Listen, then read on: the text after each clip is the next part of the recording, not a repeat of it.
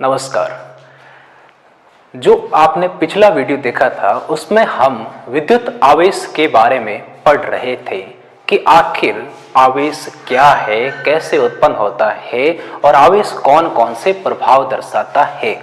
और उस पर हमने पढ़ा था कि दो आवेशों के बीच में बल लगता है और वो बल जो होता है वो आकर्षण प्रकृति का हो सकता है या प्रतिकर्षण प्रकृति का हो सकता है। यानी कि दो आवेश परस्पर आकर्षण या प्रतिकर्षण का प्रभाव दर्शाते हैं। जब आकर्षण करेगा तो उस पर आकर्षी बल लगाएगा और प्रतिकर्षण होगा तो उस पर प्रतिकर्षी बल लगाएगा। और आवेशों के मध्य जो ये बल लगता है उस बल को कहते हैं विद्युत बल। अब विद्युत बल क्या होगा? दो आवेशों के मध्य या अधिक आवेशों के मध्य आवेश के कारण लगने वाला बल विद्युत बल कहलाता है। और उस विद्युत बल के मान को जो है सबसे पहले डिफाइन किया था वो किया था कूलाम ने। और इस बल को हम कूलाम नियम से परिभाषित करते हैं। अब कूलाम ने जो नियम दिया था जो कि विद्युत बल का नियम, उसे कूलाम का नियम भी कहते हैं। तो कूलाम का नियम क्या होता है? कूलाम का नियम विद्युत बल के लिए जो है, विद्युत बल एक मूल बल है। जैसे प्रकृति में टोटल 4 मूल बलों को माना गया है। नंबर 1 गुरुत्वाकर्षण बल, नंबर 2 विद्युत एवं चुंबकीय बल, नंबर 3 प्रबल नाभिकीय बल, नंबर 4 दुर्बल नाभिकीय बल। जिसमें गुरुत्वाकर्षण बल के बारे में आप कक्षा 11 में पढ़ चुके हैं। और गुरुत्वाकर्षण बल जो लगता है वो द्रव्यमानों के कारण दो वस्तुएं, अगर मान लो ये पहली वस्तु ये दूसरी वस्तु, तो इन दोनों के बीच में लगता है। लेकिन हमेशा आकर्षण प्रकृति का, यानी कि एक वस्तु दूसरी वस्तु को द्रव्यमान के कारण अपनी ओर खींचती है। और इस खिंचाव के कारण जो बल लगता है उस बल को कहते हैं गुरुत्वाकर्षण बल। ये आप 11 में पढ़ चुके हैं। और उस गुरुत्वाकर्षण बल का मान जो होता है वो द्रव्यमानों के गुणनफल के समानुपाती और उन दोनों के मध्य दूरी के वर्ग के व्युत्क्रमानुपाती होता है। और उसमें जो समानुपाती स्थिरांक हमने लिया था कैपिटल G से व्यक्त किया था, जिसे सार्वत्रिक स्थिरांक कहते हैं। यानी कि सब जगह उसका मान वही का वही रहता है, चेंज नहीं होगा। चाहे दोनों वस्तुओं के बीच में कोई दूसरा माध्यम भर लिया जाए, या माध्यम का मतलब है कुछ ऐसा बीच में रख लिया जाए, जैसे अभी यहाँ पर मेरे दोनों हाथों के बीच में हवा है, निर्वात हो सकता है, या बीच में कोई दूसरी वस्तु हो सकती है, बीच में कोई एक्स्ट्रा गैस भरी जा सकती है। उन स्थितियों में भी कैपिटल G जो सार्वत्रिक स्थिरांक का मान वही का वही रहता है। जिसमें यह था कि गुरुत्वाकर्षण बल माध्यम से प्रभावित नहीं होता। अब यहां पर दूसरा मूल बल प्रकृति का जो है वो है विद्युत एवं चुंबक बल। और फिलहाल हम केवल स्थिर आवेश के बारे में पढ़ रहे हैं। और स्थिर आवेश के लिए यहां सबसे पहले हम जिस बल के बारे में पढ़ते हैं वो होता है विद्युत बल।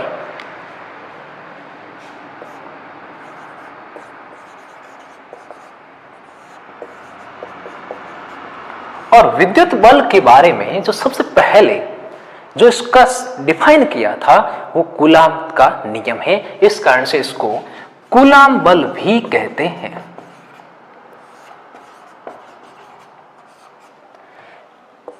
अब इस विद्युत बल या कूलाम बल का मान क्या होता है? तो कूलाम ने कहा था कि दो आवेशों के मध्य, लाइक पहला आवेश और दूसरा आवेश, इन दोनों के मध्य जो बल लगेगा वो आकर्षण प्रकृति का हो सकता है या प्रतिकर्षण प्रकृति का हो सकता है। अगर दोनों आवेश समान प्रकृति के हैं तो हमेशा बल प्रतिकर्षण प्रकृति का होगा। लेकिन अगर विपरीत प्रकृति के है, विजातीय प्रकृति के है, तो उन दोनों में हीर रांझा का प्यार यानी कि आकर्षण बल होगा। दोनों एक दूसरे की ओर खिंचाव महसूस करेंगे। अब इस खिंचाव जो महसूस हो रहा है उस खिंचाव या बल का मान कितना होगा? और उसके लिए कूलाम ने कहा था कि अगर हम दो आवेश लें, बिंदुवत आवेश, यह है पहला आवेश Q1 और यहां पर हम लें दूसरा आवेश Q2, ये दो आवेश हैं। अब हमें नहीं पता कि कौन सा आवेश धन है और कौन सा आवेश ऋण है। मान लो कि दोनों ही धन है, या मान लो कि दोनों ही ऋण है, या एक धन आवेश है और दूसरा ऋण आवेश है। ये दोनों बिंदुवत आवेश मतलब छोटे पॉइंट के रूप में है, और इन दोनों के बीच की दूरी जो है वो है स्मॉल r के बराबर। तो पहला आवेश Q1, दूसरा आवेश Q2, और इनके मध्य दूरी जो है वो स्मॉल r के बराबर है। अब क्या होगा कि ये आवेश और ये आवेश दोनों पर आवेश है। आवेश पर बल आरोपित करता है। आवेश बिना आवेश वाली वस्तु पर कभी भी बल आरोपित नहीं करेगा। आवेश पर बल आवेश के कारण ही लगता है स्थिर आवेश की स्थिति में। अब इन दोनों के मध्य जो बल लग रहा है उसके लिए कूलाम ने कहा था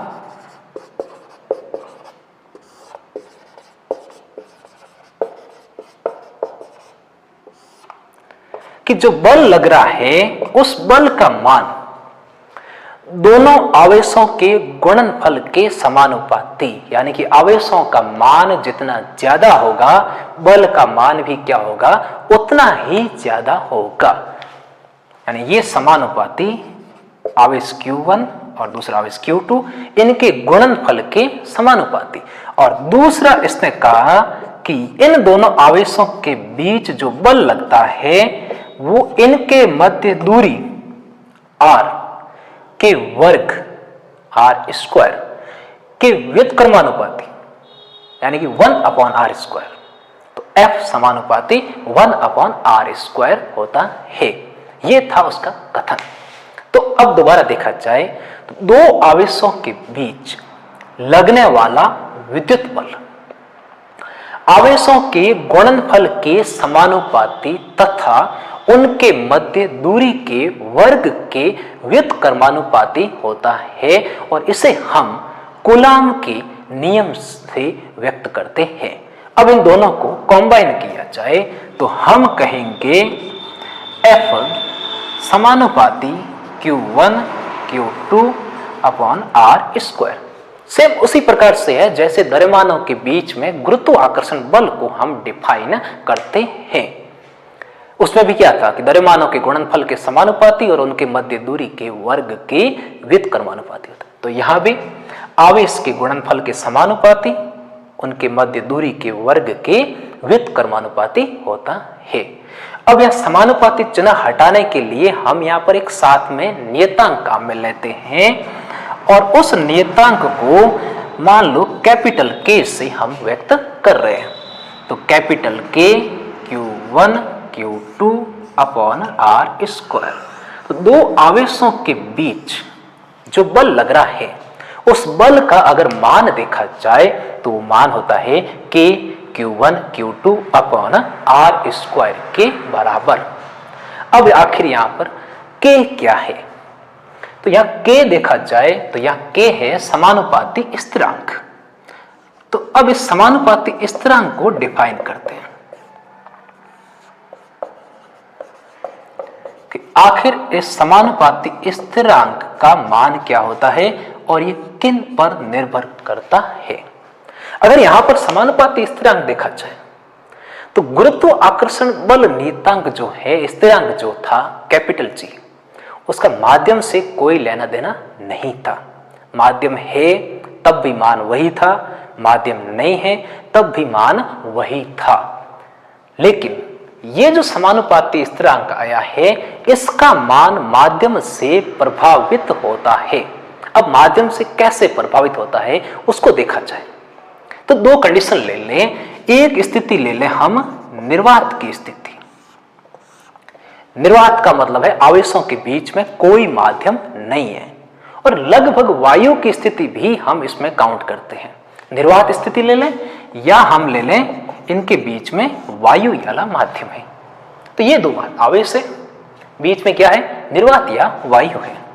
तो ये पहला आवेश Q1, ये दूसरा आवेश Q2, और इनके मध्य दूरी R है।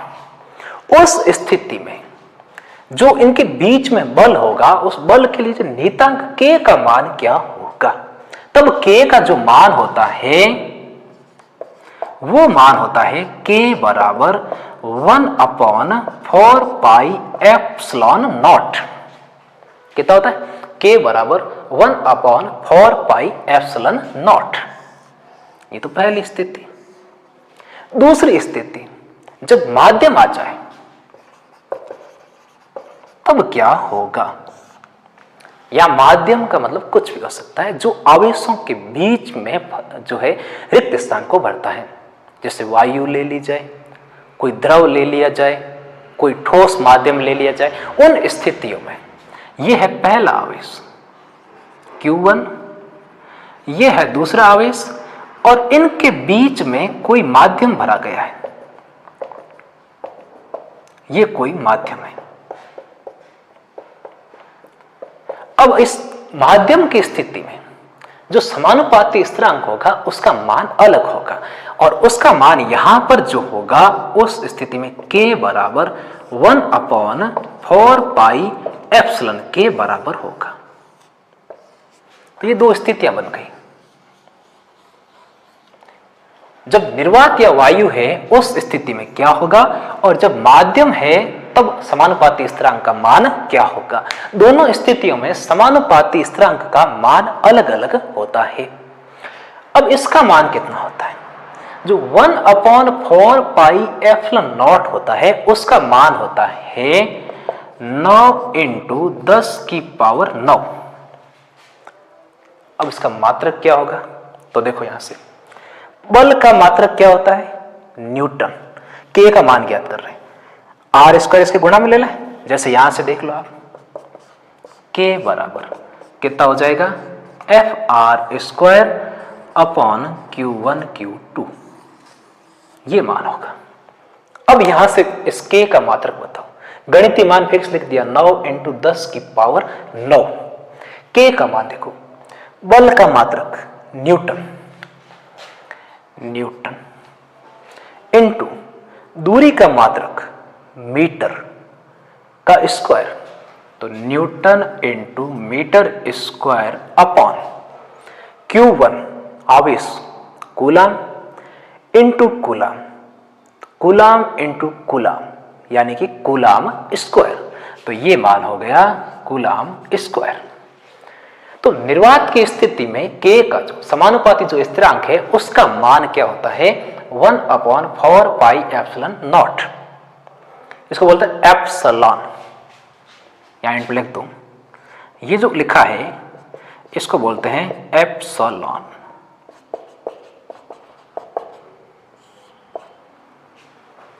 और साथ में जो लिखा हुआ इसको एप्सिलॉन 0 भी कह सकते हैं या एप्सिलॉन नॉट भी कह सकते हैं। और इसका मान जो होता है निर्वात स्थिति में k का कितना होता है? 9 × 10⁹ न्यूटन मीटर स्क्वायर प्रति कूलाम स्क्वायर के बराबर होता है। अब माध्यम आते ही इसका मान जो होगा वो कुछ अलग होगा। कितना अलग और क्या होगा? तो देखो इसमें इस स्थिति में ये जो मान होता है वो होता है 1/4 pi epsilon naught into epsilon r। आगे देखेंगे कि आखिर एप्सिलॉन नॉट क्या है, एप्सिलॉन क्या है, एप्सिलॉन r क्या है, वो बाद में देखेंगे। अब इसका मान कितना हो गया? 1/4 pi epsilon naught into epsilon r। और हम यहां से जानते हैं 1/4 पाई एप्सिलॉन नॉट कितना होता है? 9 × 10⁹। तो यहां पर ये आ गया 9 × 10⁹ न्यूटन मीटर स्क्वायर प्रति कूलाम स्क्वायर, और शेष बचा एप्सिलॉन r। यानी कि निर्वात की तुलना में समानुपाती स्थिरांक का मान कितना होता है? 1/ε r के बराबर होता है। तो फिर आखिर समानुपाती स्थिरांक का मान माध्यम से कैसे प्रभावित हो रहा है? और दूसरा, यहां एप्सिलॉन नॉट क्या है, एप्सिलॉन क्या है और एप्सिलॉन r क्या है, हम उसके बारे में देखते हैं। तो पहले एक बार इसको दोबारा देख लें। कि दो आवेशों के बीच में जो विद्युत बल लगता है उसका मान कितना होता है, K Q1 Q2 upon R square के बराबर होता है, जहां K समानुपाती स्थिरांक है और यहां समानुपाती स्थिरांक आवेशों के मध्य माध्यम से प्रभावित होता है, यानी कि माध्यम है या नहीं है उसके अनुरूप बल का मान भी होगा। तो आवेशों के मध्य जो बल लगता है वो माध्यम से प्रभावित होता है। अब माध्यम से जो प्रभावित होता है उसका कारण होता है माध्यम का ध्रुवण। ध्रुवण हम अगले टॉपिक में पढ़ेंगे कि माध्यम के ध्रुवण का यहां क्या तात्पर्य है। अब देखा जाए तो समानुपाती स्थिरांक का मान निर्वात स्थिति में 1/4 पाई एप्सिलॉन नॉट के बराबर होता है, जो कि 9 × 10⁹ न्यूटन इंटू मीटर स्क्वायर प्रति कूलम स्क्वायर होता है। जबकि माध्यम की स्थिति में, यानी ये पहला आवेश दूसरा आवेश, इसमें एक माध्यम भरा गया है, उस स्थिति में इस समानुपाती स्थिरांक का मान कितना होता है, 1/4 pi epsilon naught epsilon R के बराबर होता है, जो कि निर्वात के नियतांक की तुलना में 1/एप्सिलॉन आर गुणा होता है। अब ये जो 1/एप्सिलॉन आर गुणा हो गया, इसका मान आखिर कितना होता है, एप्सिलॉन का मान कितना होगा, एप्सिलॉन आर का मान क्या होगा, और आखिर ये एप्सिलॉन है क्या।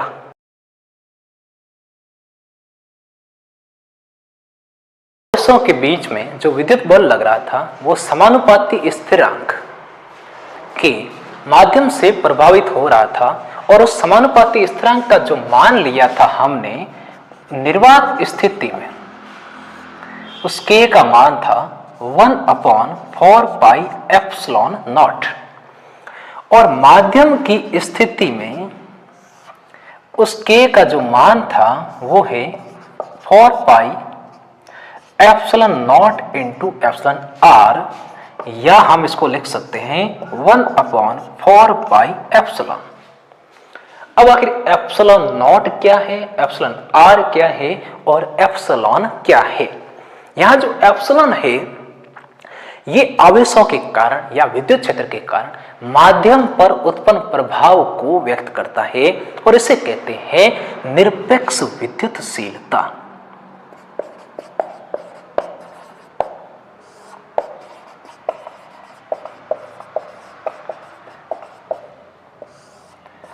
जो एप्सिलॉन है इसको बोलते हैं निरपेक्ष विद्युतशीलता। अब आखिर निरपेक्ष विद्युतशीलता क्या है। निरपेक्ष विद्युतशीलता विद्युत क्षेत्र या आवेश के कारण माध्यम में उत्पन्न ध्रुवण का एक मान है कि किस हद तक विद्युत क्षेत्र या विद्युत बल का मान परिवर्तित होता है या प्रभावित होता है, ये एक मान है। और अगर इसका मान देखा जाए निरपेक्ष विद्युतशीलता का मान, तो कम से कम इसका मान जो होता है वो होता है 1 के बराबर। अब कम से कम मान 1 कितना, इसकी क्या वैल्यू, तो निरपेक्ष विद्युतशीलता का जो मान देखा जाए निर्वात स्थिति में,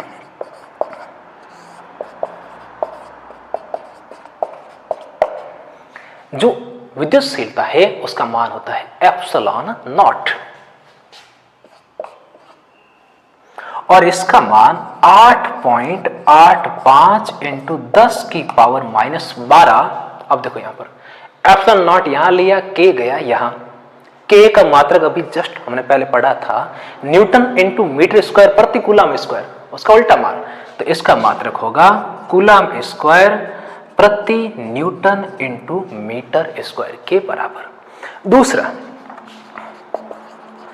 अगर माध्यम स्थिति है तब उस स्थिति में जो निरपेक्ष विद्युतशीलता है एप्सिलॉन, उसका मान किसके बराबर है, epsilon naught into epsilon R, यानी कि epsilon is equal to epsilon naught into epsilon R. Epsilon यहां पर क्या है, निर्वात स्थिति में विद्युतशीलता, और एप्सिलॉन आर जो है वो होगा एप्सिलॉन अपॉन एप्सिलॉन नॉट। और ये कहलाती है आपेक्षिक विद्युतशीलता।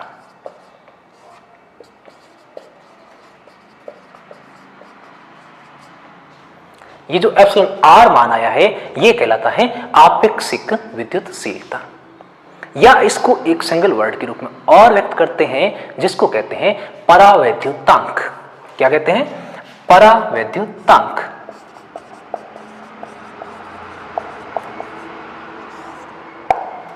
फिलहाल यहां केवल हमें ये याद रखना है, क्योंकि अगला जो टॉपिक आएगा आगे, माध्यम का प्रभाव, ध्रुवता, उस टॉपिक में ये चीजें दोबारा हम क्लियर करेंगे कि आखिर एप्सिलॉन आर क्या है, माध्यम आने पर विद्युत बल का मान कैसे प्रभावित होता है।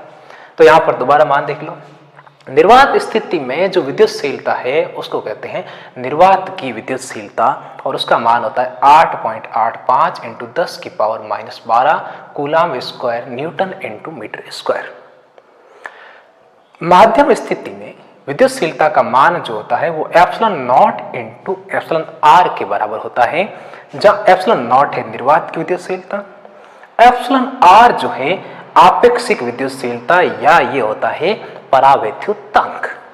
अब इस एप्सिलॉन आर का मान क्या होगा, और एप्सिलॉन आर का जो मान होता है उसका मान क्या होगा, उसकी मान डिपेंड करता है माध्यम कौन सा है। तो यहां देखते हैं परावैद्युतांक आखिर क्या होता है, जो कि एप्सिलॉन आर है। और ये एप्सिलॉन आर जो होता है वो एप्सिलॉन अपॉन एप्सिलॉन नॉट के बराबर होता है। एप्सिलॉन माध्यम की निरपेक्ष विद्युतशीलता, एप्सिलॉन नॉट निर्वात की निरपेक्ष विद्युतशीलता। इन दोनों विद्युतशीलताओं का जो अनुपात होता है उसको हम क्या कहते हैं? परावैद्युतांक कहते हैं। अब इसकी डेफिनेशंस क्या बनेगी देखो। पहली डेफिनेशन अगर इसकी देखी जाए तो एप्सिलॉन आर बराबर माध्यम की निरपेक्ष विद्युतशीलता अपॉन निर्वात की निरपेक्ष विद्युतशीलता। माध्यम की निरपेक्ष विद्युतशीलता और निर्वात की निरपेक्ष विद्युतशीलताओं का अनुपात। सेकंड डेफिनेशन देखो इसकी जो बनती है। अब दो आवेश ले रहे थे हम, ये पहला आवेश, ये दूसरा आवेश, और ये दोनों r दूरी पर है। ये आवेश Q1 था, ये आवेश Q2 था। तब निर्वात स्थिति में अगर हम बल को F निर्वात से व्यक्त करें तब बल का जो मान होगा वो होगा K का मान कितना हो जाएगा 1/4 pi epsilon not Q1 Q2 upon R square. और इसे की दूसरी कंडीशन लें, यही आवेश है जहां पहला Q1 है, Q2 है और सेम इसी दूरी R पर है। वही स्थितियां है, बस बीच में हमने एक माध्यम ले लिया और उस माध्यम की परावैद्युतांक जो है वो एप्सिलॉन आर के बराबर है। तो इसका परावैद्युतांक कितना है? एप्सिलॉन आर है। तब उस स्थिति में माध्यम स्थिति में जो बल लगता है उस बल का जो मान होगा वो कितना होगा 1/4 pi epsilon naught epsilon R Q1 Q2 upon R square. ये मान आ गया। अब इन दोनों मानों के आधार पर, बल के आधार पर हम इसको परिभाषित करते हैं। तो देखो आप इसमें एप्सिलॉन R का मान क्या होगा। निर्वात स्थिति में जो बल लग रहा है और माध्यम स्थिति में जो बल लग रहा है उनका रेशियो जो आएगा, यानी कि अगर आप F निर्वात अपॉन F माध्यम करें, इस पूरे में इसका भाग दें, तब देखो 1/4 pi epsilon not 1/4 pi epsilon not cut जाएगा, Q1 Q2 upon R square और Q1 Q2 upon R square cut जाएगा। यहां पर बचेगा 1/1 एप्सिलॉन R जो कि जाएगा ऊपर। तब उस स्थिति में आप मान देखो पूरा लिखें, अगर हम 1/4 pi epsilon not Q1 Q2 R square और यहाँ डिवाइड करना है इससे, जो कि है 1/4 pi epsilon naught epsilon R Q1 Q2 upon R square, ये पूरा कट, ये पूरा मान इससे कट, बचेगा केवल एप्सिलॉन आर जो कि 1 अपॉन है और ऊपर जाएगा। तो सीधा ही मान कितना हो जाएगा, एप्सिलॉन आर के बराबर। तो परावैद्युतांक क्या होता है? दो डेफिनेशन। पहली डेफिनेशन, ये माध्यम के ध्रुवण के कारण विद्युत बल या विद्युत क्षेत्र में आपेक्षिक परिवर्तन होता है कि निर्वात जो है और माध्यम, इन दोनों की स्थितियों में।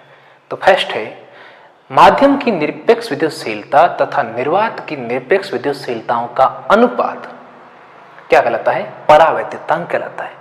और इस परावैद्युतांक के स्थान पर हम एक और शब्द भी काम में ले सकते हैं और वो होता है आपेक्षिक विद्युतशीलता। अब इसका मात्रक क्या होगा? तो देखो आप, एप्सिलॉन या एप्सिलॉन नॉट का जो मात्रक आया था वो मात्रक आप देखो, इसका मात्रक हमें पता है, इसका मात्रक जो होता है वो न्यूटन इंटू मीटर स्क्वायर प्रति कूलम स्क्वायर होता है। तो इसका व्युत्क्रमानुपाती मात्रक लिया जाए क्योंकि ये 1 अपॉन आर स्क्वायर, तो एप्सिलॉन आर का जो मात्रक है वो मैंने यहां लिख दिया है, coulomb square newton into metre square के बराबर होता है। अब ये इसका मात्रक हो गया। तो सेम ऐसे जैसे एप्सिलॉन का मात्रक भी ये सेम होगा। अब ये दो विद्युतशीलताओं का अनुपात है तो इसका कोई मात्रक नहीं होगा। तो ये जो है वो मात्रकहीन अनुपात है।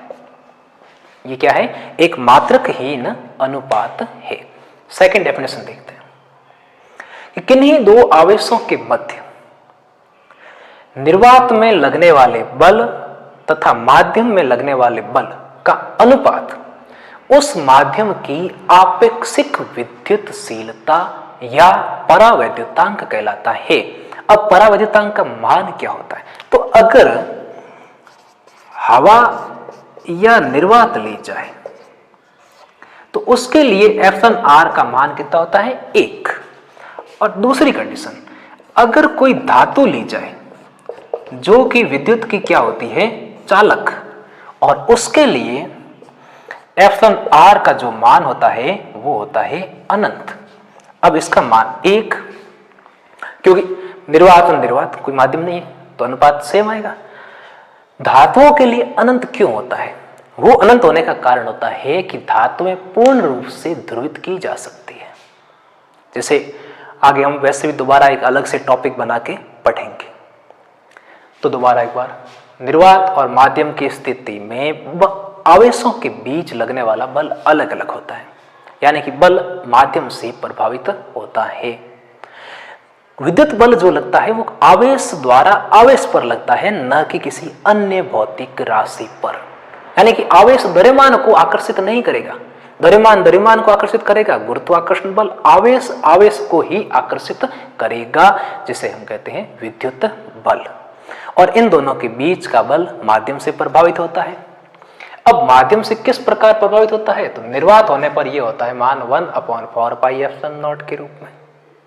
माध्यम होने पर स्थितियां चेंज हो जाती है, तब माध्यम का ध्रुवण जो है इस बल को प्रभावित कर देता है।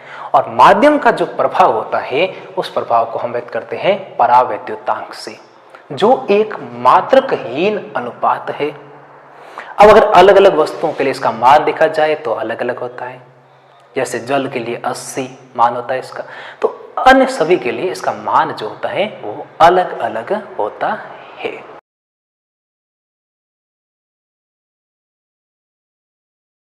अब आवेशों के बीच में जो विद्युत बल लगता है उसका मान हमने कूलम के नियम से ज्ञात कर लिया था। अब उसी के आधार पर एक कूलम का मान कितना होता है उसको हम परिभाषित करते हैं। तो कई बार एक कूलम की परिभाषा पूछी जाती है कि एक कूलम को कूलम नियम के आधार पर परिभाषित कीजिए। तो एक कूलम की परिभाषा,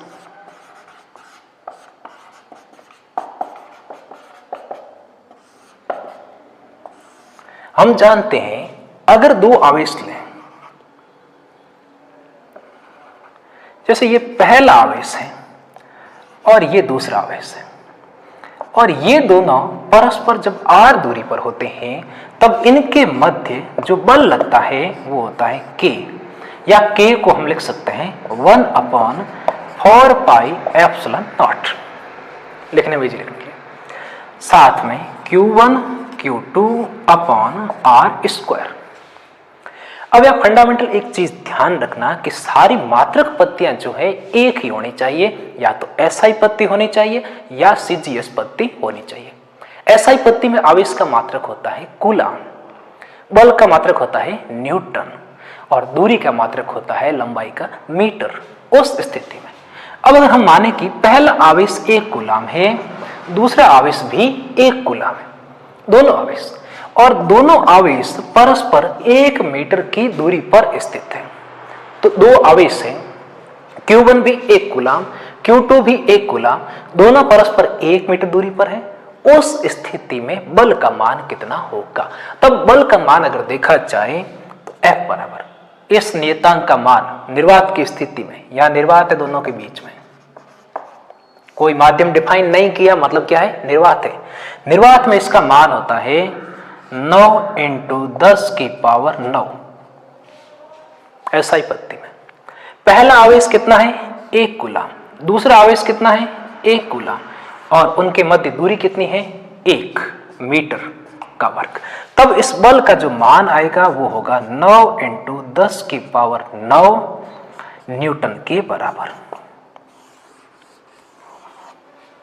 अब परिभाषा क्या बनेगी देखो, यदि दो आवेश समान परिमाण के, यानी कि आवेश की मात्रा को हम व्यक्त कर रहे हैं, परिमाण दोनों कितना है? समान है, जितना Q1 है उतना ही Q2 है, और यहां पर इसमें जो डेफिनेशन बनेगी, यदि Q1 और Q2 दोनों बराबर और इनके मध्य परस्पर दूरी 1 मीटर है, तो बल कितना हो? 9 × 10⁹ न्यूटन। उस स्थिति में प्रत्येक आवेश कितना होगा? 1 कूलाम होगा। तब Q1 बराबर Q2 कितना होगा? 1 कूलाम होगा। यानी कि दो आवेश है, दोनों का परिमाण बराबर है और दोनों परस्पर 1 मीटर दूरी पर रखे गए हैं। अगर उस स्थिति में दोनों के मध्य बल कितना है? 9 × 10⁹ न्यूटन है। उस स्थिति में प्रत्येक आवेश का मान क्या होगा? 1 कूलाम। या परिमाण ले रहे हैं, आवेश की प्रकृति को हम यहां पर नेग्लेक्ट कर रहे हैं, धनावेश है ऋणावेश है वो हम यहां पर नहीं देख रहे हैं। तो इसकी परिभाषा, यदि दो समान परिमाण के आवेश परस्पर एकांक दूरी यानी 1 मीटर पर स्थित है, तो उनके मध्य लगने वाला बल 9 × 10⁹ न्यूटन होने पर प्रत्येक आवेश का मान 1 कूलाम होगा। ये इसकी डेफिनेशन है। उस स्थिति मान कितना होगा? 1 कूलाम के बराबर होगा। अब एक विशेष चीज, हमने जो K लिया था, उस K का मान हमने कहा 9 × 10⁹ न्यूटन × मीटर स्क्वायर पर कूलाम स्क्वायर। ये जो मान लिया था, ये मान हम फिजिक्स में एसआई पत्ती के रूप में काम में लेते हैं। किस पत्ती के रूप में? एसआई पत्ती के रूप में काम में लेते हैं। अब केमिस्ट्री में जब आप परमाणु संरचना पढ़ते हो, नाभिकीय बल, नाभिक द्वारा इलेक्ट्रॉन पर लगने वाला बल देखते हो, तब ये K जो है उसके मान को आप 1 लेते हैं। क्यों? क्योंकि सीजीएस पत्ती में अगर इस K के मान को परिवर्तित किया जाए तो K का मान जो है वो 1 ही आता है। कैसे? देखो, ये है 9 × 10⁹ न्यूटन, जो कि एसआई मात्रक है। 1 न्यूटन में डाइन होते हैं 10⁵ डाइन, यानी कि इस न्यूटन के स्थान पर हो गया 10⁵ डाइन।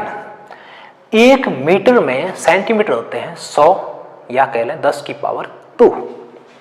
तो ये गुणा 10⁻² सेंटीमीटर का स्क्वायर अपॉन एसआई पत्ती में एम के स्पत्ति मात्रक आवेश का कूलाम, जबकि सीजी स्पत्ति मात्रक होता है फ्रैंकलिन या स्थिर वैद्युत इकाई ESU, जो कि 3 × 10 की पावर 9 के बराबर होता है।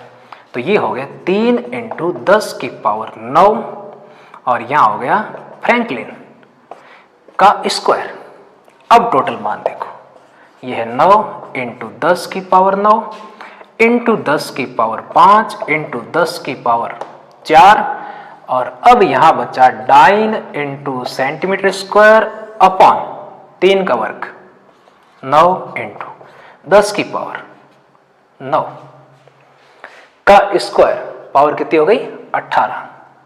ये लो पावर हो गई 18 और यहां पर आ गया फ्रैंकलिन का स्क्वायर, या FR मतलब है सीजी स्पत्ति में आवेश का जो मात्रक है ESU, या इसको फ्रैंकलिन कहते हैं। अब इन पूरे को सॉल्व करो। 9 से 9 गया, ठीक है, 9 + 5 + 4 टोटल हो गए 18 और ये है 18, सारे मान गए, बचा कितना? 1। 9 × सेंटीमीटर स्क्वायर अपॉन फ्रैंकलिन का स्क्वायर। तो K का मान सीजी स्पत्ति में कितना होता है? 1 होता है और SI पत्ति मान कितना होता है? 9 × 10 की पावर 9। तो अगर सीजी स्पत्ति में बल का मान हम लेंगे तब K की जगह कितना लेंगे? 1 लेंगे, और M के स्पत्ति या SI पत्ति में K का मान हम कितना लेंगे? वो होगा 1/4πε0 या 1/4π माध्यम होने पर 1/4πε0 × εr के बराबर हो जाएगा।